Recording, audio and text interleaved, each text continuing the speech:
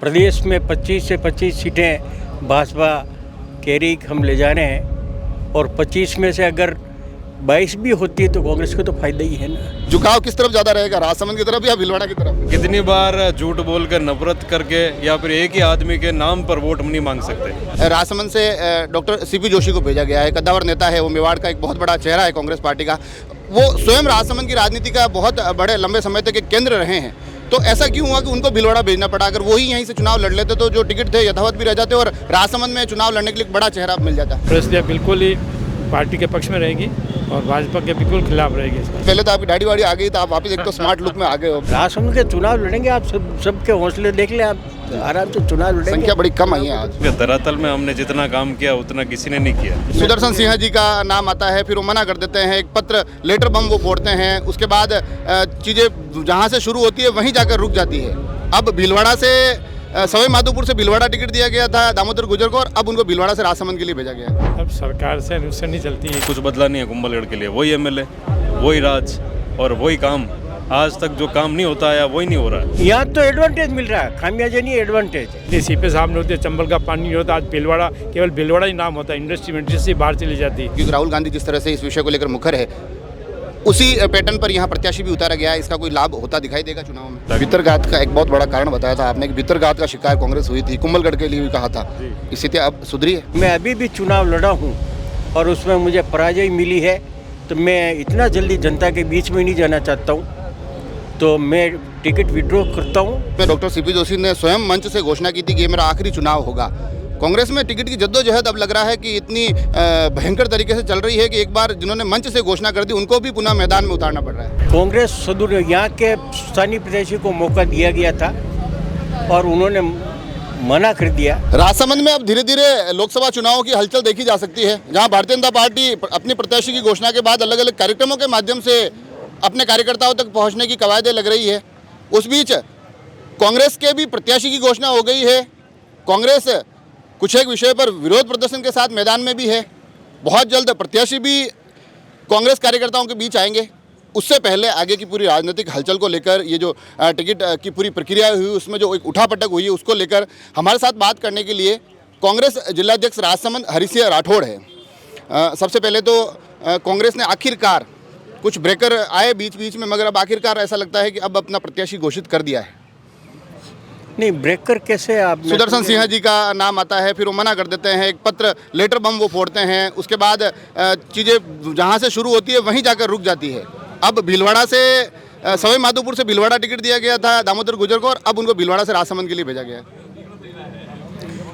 निवेदन है कि राजसमंद में भी पूरे देश की तरह टिकट की प्रक्रिया चल रही थी और टिकट की एक प्रक्रिया होती है जिसमें सर्वे होते हैं, नेताओं का बैकग्राउंड देखा जाता है, कास्ट फैक्टर देखा जाता है और पार्टी के प्रति जो समर्पित नेता है उसका भाव देखा जाता है।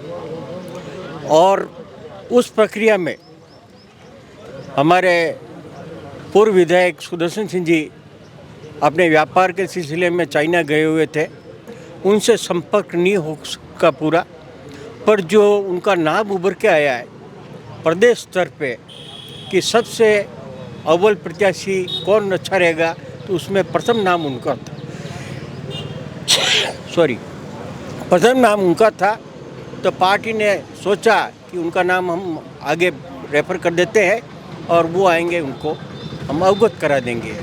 वो आए, उन्होंने अपनी कुछ सीमाएं व्यक्त की कि मैं बिजनेस के सिलसिले में अगले 1 महीने तक और बिजी रहूँगा और मैं अभी भी चुनाव लड़ा हूँ और उसमें मुझे पराजय मिली है, तो मैं इतना जल्दी जनता के बीच में नहीं जाना चाहता हूँ, तो मैं टिकट विड्रॉ करता हूँ और जिसे भी पार्टी टिकट देगी उसके साथ मैं खड़ा रहूँगा, उसका प्रचार करूँगा।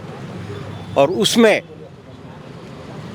दूसरा प्रत्याशी के रूप में देखा गया तो हमें डॉक्टर दामोदर जी गुर्जर प्रत्याशी मिले। रात को अनाउंसमेंट हुआ है और वो कल राजसमंद में आएंगे।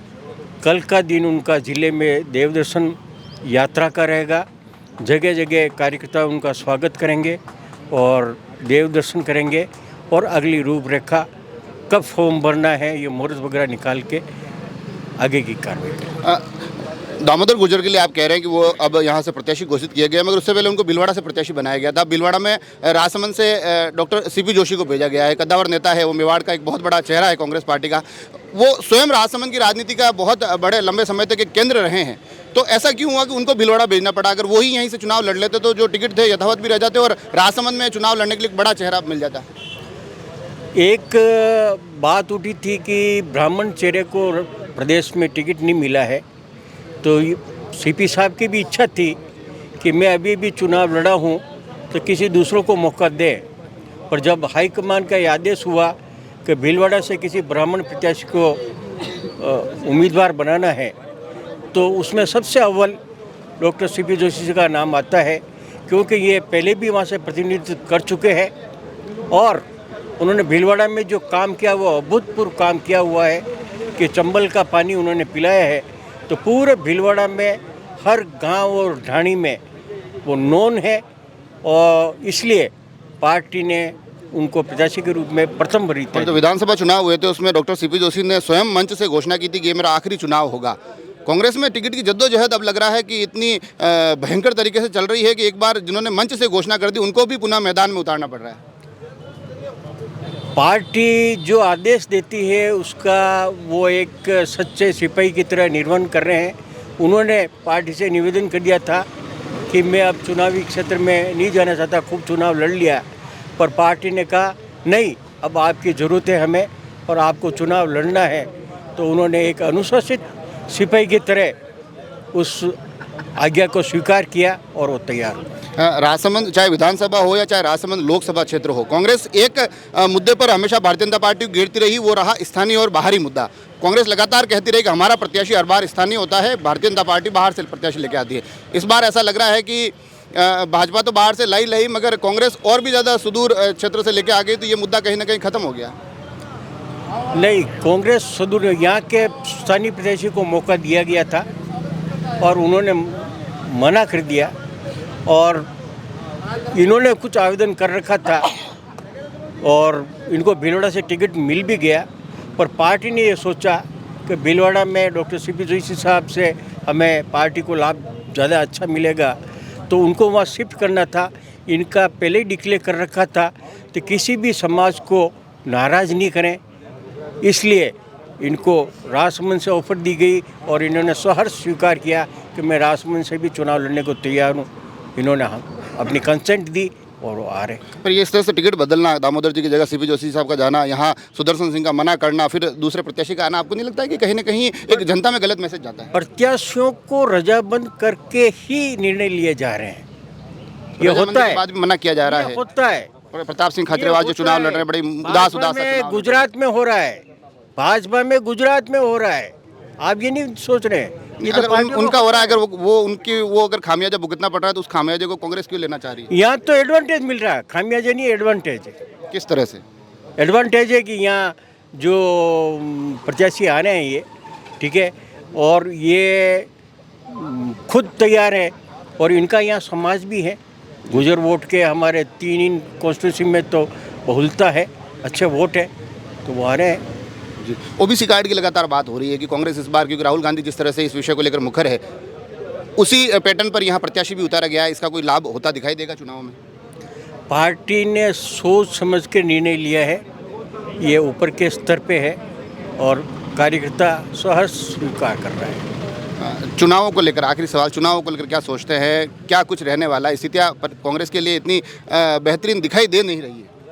मैं क्या कह रहा हूँ कि 2 बार लगातार प्रदेश में 25 से 25 सीटें भाजपा कह रही हम ले जा रहे हैं और 25 में से अगर 22 भी होती है तो कांग्रेस को तो फायदा ही है ना, 23-20 भी होती है तो फायदा ही है। आप कुल मिला ये तो मान के चल रहे हैं कि भाजपा 20 से आसपास तो भाजपा ले जा रही है, पहले ही स्वीकार कर रहे हैं आप। ये संभावना बना रही है कि जो लाभ पहले मिला था उससे कम मिलने जा रहा है, बेनिफिशियरी कांग्रेस को लाभ मिलने जा रहा है इस चुनाव। ये कुल मिला के इस कथन से ये निकल रहा है कि भाजपा को 25 से 25 नहीं जीतने देंगे, चाहे 2 ही हम जीते। मतलब कुल मिला के आप उसको फिर भी अच्छी खासी सीटें तो दे रहे हैं। नहीं, मैं ये नहीं कह रहा हूँ, ठीक है ना, ये आप कह रहे हैं। नहीं, आपने ठीक है, कहा कि भाजपा को नहीं, ये 25 आप नहीं कह जीतने रहे देंगे हैं। हम मैं इस बार। नहीं, मैं ये नहीं कह रहा हूँ, मैं तो कह रहा हूँ हमें तो 25 की 25 गई हुई थी, जितने भी मिलेगी हमें लाभ ही लाभ है, नुकसान हमें नहीं है, नुकसान नहीं हो रहा, हमें लाभ ही लाभ है। राजसमंद का क्या होगा, आप तो मुझे ये बताइए। राजसमंद के चुनाव लड़ेंगे, आप सबके हौसले देख लें, आप आराम से चुनाव लड़ेंगे। संख्या बड़ी कम आई है आज। संख्या तो रात को बहुत लेट सूचना आई थी हमें धरने की, हो जाएगी संख्या, आप क्यों चिंता कर रहे हो? मुझे आपकी चिंता है।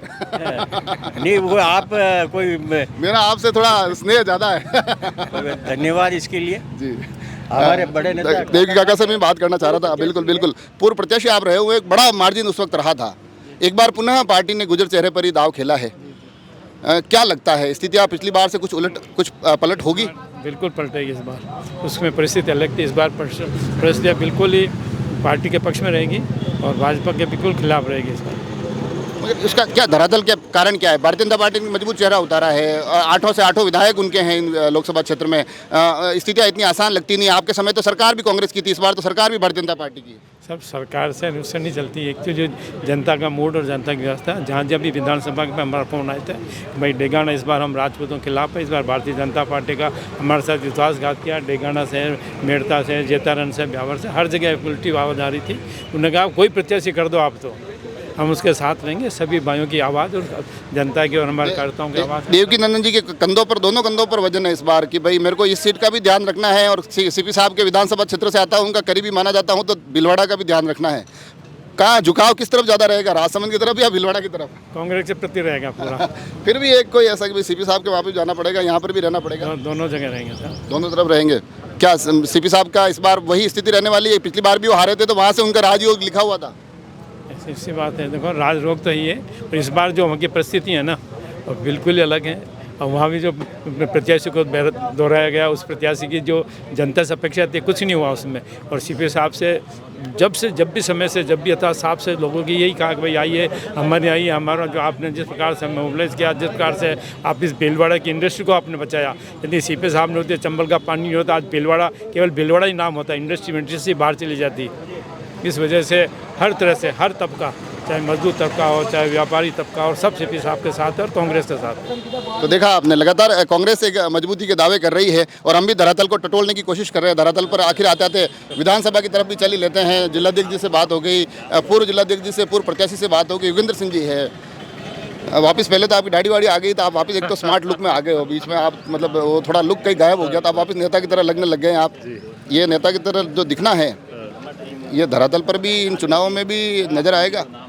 धरातल पे असल में हम धरातल के नेता ही हैं। मैं समझता हूँ कि धरातल में हमने जितना काम किया उतना किसी ने नहीं किया, इसलिए हमको आज धरातल के लोग जो है वो जानते हैं, और हम नेता धरातल के ही हैं। क्या चुनाव में क्या होने वाला? नया चेहरा आ गया, अब स्थानीय बाहरी की जो तमाम चीज़ें थी वो भी समाप्त हो गई, और नया चेहरा आ गया है। अब लगता नहीं है कांग्रेस के लिए इतना आसान है। नहीं, ऐसी कोई बात नहीं है, चेहरा नया होने से बात कोई दिक्कत नहीं है। आप देखें कि क्या आप ये देख रहे हैं कि कांग्रेस के पास कोई चेहरा नहीं था स्थानीय, बीजेपी के पास क्या स्थानीय चेहरा था? क्या बीजेपी के पास कोई नेता नहीं है? बीजेपी वाले तो फिर भी उदयपुर के ही हैं, ये तो सवाई माधोपुर के। ऐसा कुछ नहीं है, हाँ, ये तो है भारत देश के राजस्थान के ही है ना। और अब कहने लगे भाई, कांग्रेस वाले तो कहते थे स्थानीय बाहरी, स्थानीय बाहरी। नहीं, ऐसा कुछ नहीं है, 100% जीतेंगे। आप कितनी बार झूठ बोलकर, नफरत करके, या फिर एक ही आदमी के नाम पर वोट नहीं मांग सकते। इस बार वोट का परसेंटेज भी चेंज होगा और कांग्रेस पार्टी आखिरी सवाल, आपके कुंभलगढ़ विधानसभा क्षेत्र से आते हैं, सुरेंद्र सिंह जी से मेरी बात हुई तो उन्होंने कहा था मैं जिससे जीता हूँ उससे 3 गुना ज़्यादा वोटों से मैं लोकसभा में बढ़त दिलाऊंगा। वो जीते हैं, उनके अलग हिसाब था, उनका अलग हिसाब किताब था। उस समय उन्होंने कई लोगों को अपनी तरफ खींचने का प्रयास किया और उसमें सफल रहे थे। मुझे नहीं लगता कि वो काम अब हो पाएगा। लोग जानते हैं कुछ बदला नहीं है कुंभलगढ़ के लिए, वही MLA, वही राज और वही काम। आज तक जो काम नहीं होता है वही नहीं हो रहा है, मेरे ख्याल से आगे भी वही होने वाला है। और 100% कांग्रेस पार्टी कुंभलगढ़ विधानसभा से जो मेरे को वोट मिले उससे दुगने वोटों से जीता। भितरघात का एक बहुत बड़ा कारण बताया था आपने कि भितरघात का शिकार कांग्रेस हुई थी, कुंभलगढ़ के लिए भी कहा था। स्थिति अब सुधरी है? बिल्कुल, इस चुनाव में हम सुधारने का पूरा प्रयास करेंगे, और जो भितरघाती है उनको कांग्रेस पार्टी से कोई जिम्मेदारी नहीं देकर नए लोगों को जिम्मेदारी देंगे, जिससे कांग्रेस पार्टी अच्छे बहुमत से वापस आएगी।